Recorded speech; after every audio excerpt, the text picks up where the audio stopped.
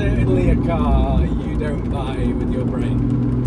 You don't use even 1% of your brain to buy a car like this, because if you do, you walk away every single time.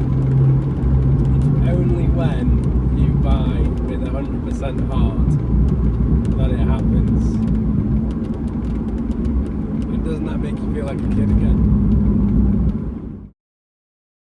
I can't actually believe I'm saying this, but I'm in my Lotus Exige V6.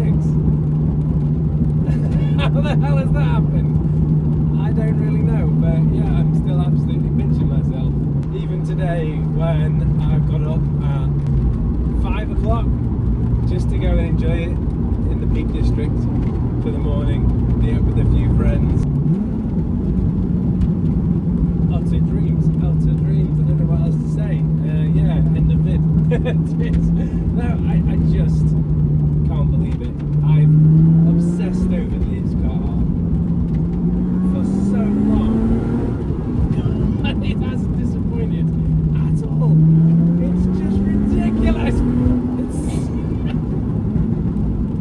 I mean, in the Mazdas and stuff, you obviously, I adore them. What I will say is the Porsches and the Lotuses and all that, the M cars, they do something else, but they certainly don't do what the likes of the MR2s and the Mazda MX-5s do. They always have an utterly special part of my heart.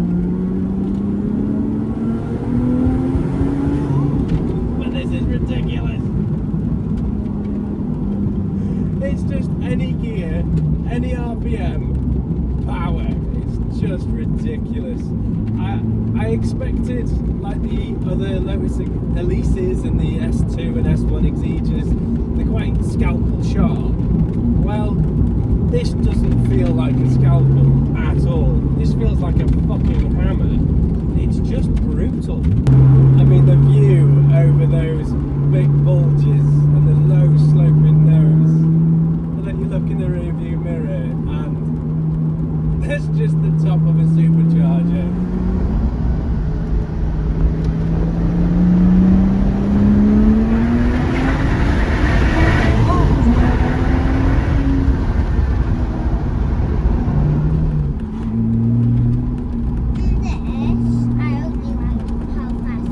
I only like how fast it is. You know what's funny? That's exactly the only thing I like about it too, Lucy.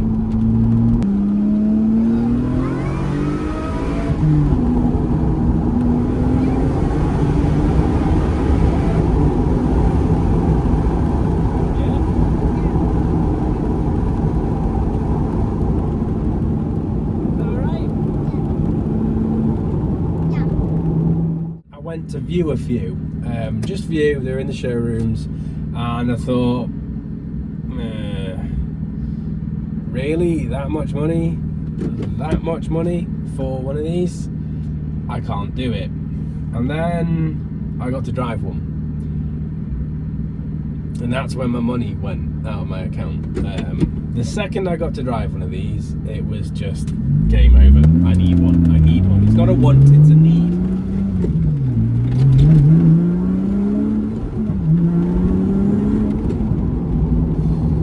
So I went for one of the earlier specs and earlier generations of the V6, and that was mainly because they felt like more of a car.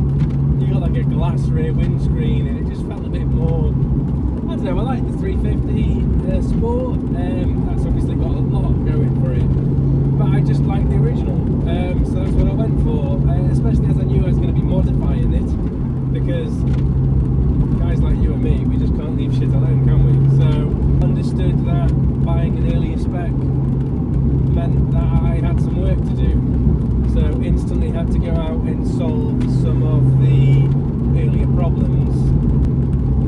So straight away I went for the revised rear uprights, as they've been known to fail.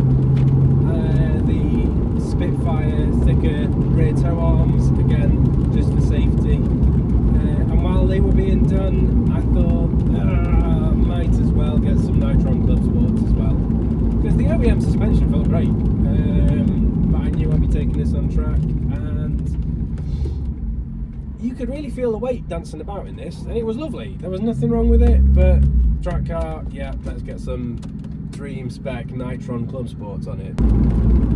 So although the Nitrons alone have done a lot of good, I actually think it's been magnified, amplified so much more just by the geo and corner weight. If I'd gone and just had that done, it would have been worth it, because when I bought the car, it felt very hard to place on the road, very skittish. It didn't feel like it worked with you at all, so I can only assume that it had a bit of a dodgy geometry on it. So getting that done alone has really given me much more confidence. And the thing, you can just pitch in it lovely, and it likes to lift off oversteer quite a bit.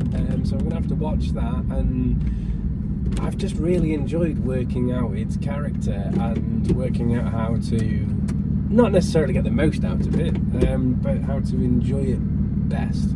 The only other thing I really wanted to do straight away was get rid of those dreaded OEM manifolds. They have a catalytic converter, they have pre-cats in both manifolds, and because of that, they can lunch engines. They kind of overfuel and break down the catalytic converter, horrible material, and then blow up the engine as they disintegrate.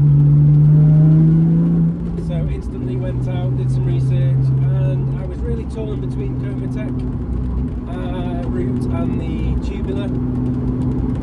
But because I wasn't really after more power, all the things I was doing was essentially just for safety, you know, kind of protecting my investment. So I went for the tubular manifolds and sports cat. And I booked in with Dan at Ep1, and he's fitted everything for me, because I don't have a bloody clue what I'm doing with these cars, and I bought this car to be nothing but joyous ownership. While I was at Ep1, one of the biggest gripes of this car I've had was the gear shifter. It was just terrible, absolutely terrible. But Ep1, Dan does a fully billet lovely item, and he's fit that, and the shift feel is incredible.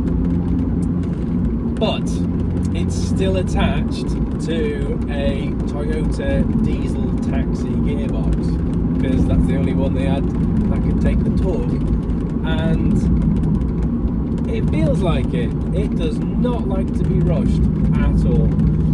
The whole car doesn't feel like it wants to be rushed. It's incredibly brutal, but you are forced into behaving and chilling out.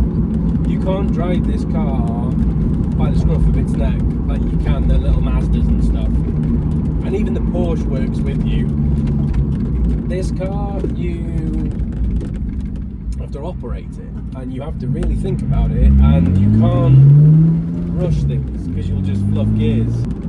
It's one of those cars that as you spend more time in it, you gel with it more and more. And the second I try and rush it, it all falls apart again. So it's really teaching me to stay calm and just flow things together and just really enjoy the drive. All of its flaws are what I love about it.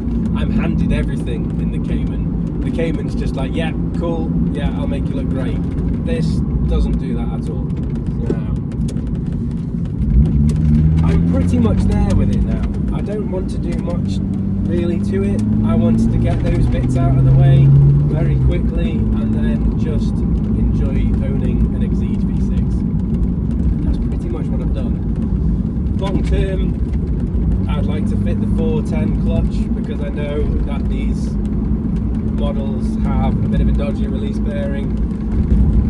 Mainly want to do that because it's a bloody good reason and excuse to fit a Quafe LSD in while it's out.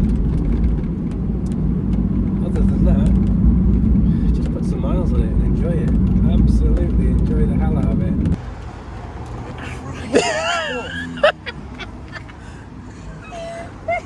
It's certainly a car you don't buy with your brain.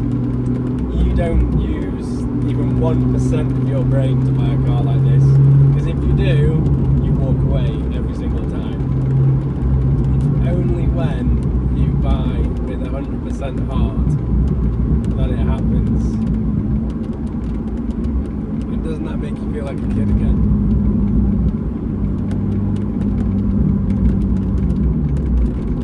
Absolutely love it. Absolutely love it.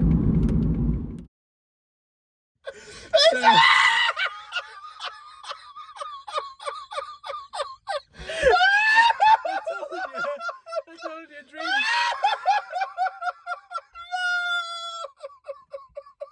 dreams can come true, Rod.